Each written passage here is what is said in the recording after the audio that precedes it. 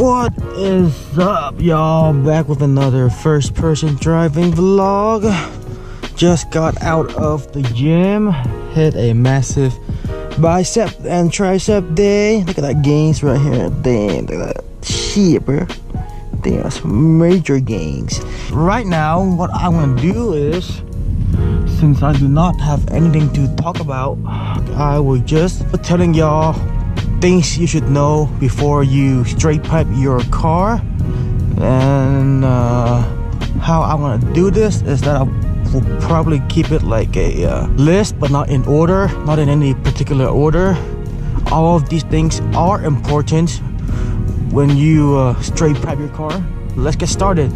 First thing first, take into consideration about your neighbors and the people living in your house. So by that I mean straight pipes are pretty freaking loud. So if you have work early in the morning, like around 5 a.m, then I suggest you should reconsider straight piping your car.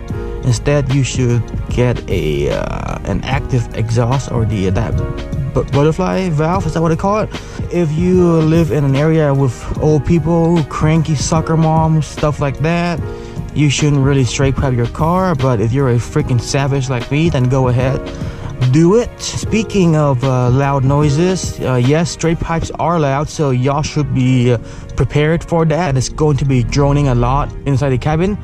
So what is droning? Droning is when you are cruising on the road going like, I don't know, at 30, 40, 50 miles an hour, and then you hear a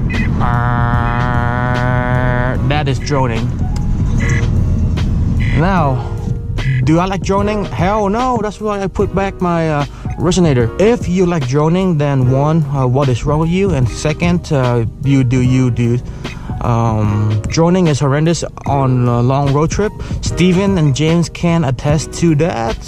Back during the seaside trip, when I had the factory straight pipe, it was high pitched and annoying AF.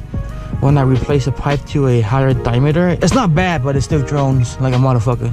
The third thing that y'all should consider is the local law or state law. For me, in the Portland kind of area, more specifically the outskirt of Portland, especially Beaverton area, the police do not care about your exhaust at all. There are laws about modifying exhaust, but they don't really care if, you know, like you make your exhaust backfire next to them. As long as you don't do any fuck shit next to the cops, then they don't really care about your loud noises from your exhaust. I actually made my car backfire either in front of or next to cop cars all the time in Beaverton, and it's completely fine. I never get pulled over for having a loud exhaust, unless you're in California, then you're screwed. The fourth thing you should consider is the type of your car. Not any car is meant to be straight piped, and by that I mean the displacement. Generally, four bangers sounds pretty bad straight piped, except for Subaru engines and the type of displacement you have. So let's say if you have a Boxer engine and you're either Subaru or your Porsche and you decide to straight pipe it, then you're gonna have a fun time hearing that, you know. But if you have a Civic right here, then you're gonna hear a. So, you know, it really depends on you if you want to hear that. If you have a Civic, I suggest if you have a 10th gen Civic, you either get the 1.5 turbo engine because it has a lot of exhaust support. If you decide to get the 2-liter NA like me, then go ahead and just take out the muffler and that's it. Do not straight pipe your car. Trust me, you do not want to straight pipe a 2-liter NA Civic. If you have an inline 6 or any of those iteration of the higher engine, so inline 6, V6, V8, stuff like that, then those sounds great straight piped. All right, I love GTRs when they have a nice exhaust or a straight pipe. I don't mind. Mustangs, Shelby Mustang, 5-liter, whatever, they sound good too. The V8 Mustangs, they sound really good straight piped. And the next thing you should consider is gas mileage. If you straight pipe, then you're gonna have some issue with the back pressure.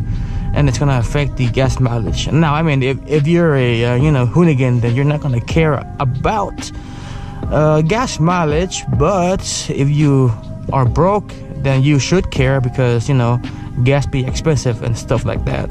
So if you straight pipe your car, please do not floor it every time you get off at a red light like right now, because it's gonna drop the gas mileage down a lot actually. The next thing you should know before straight piping your car is other car guy. And by that I mean they might call you a freaking ricer if you have a straight pipe Civic. Which is true, because when I had my straight pipe, that was pretty ricey as hell. Why? Because the speed doesn't really match the sound of the car. At the end of the day, it's your car. You can do whatever you want with it. However, you should consider the fact that if you got a shit car like a Civic like me, then you should consider other exhaust options than straight piping, because that shit does get annoying pretty quick, especially if your straight pipe sounds like a beehive.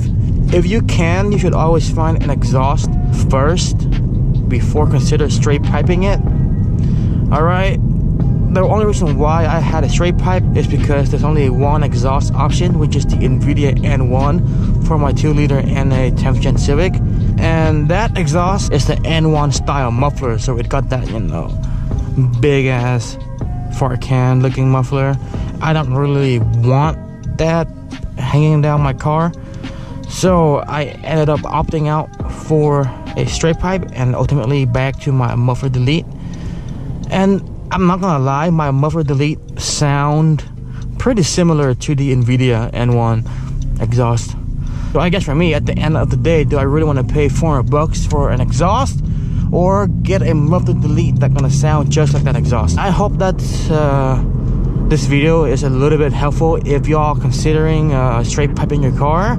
In summary, if you have engines like the inline 6 or anything above, like V6, V8, go ahead, do it.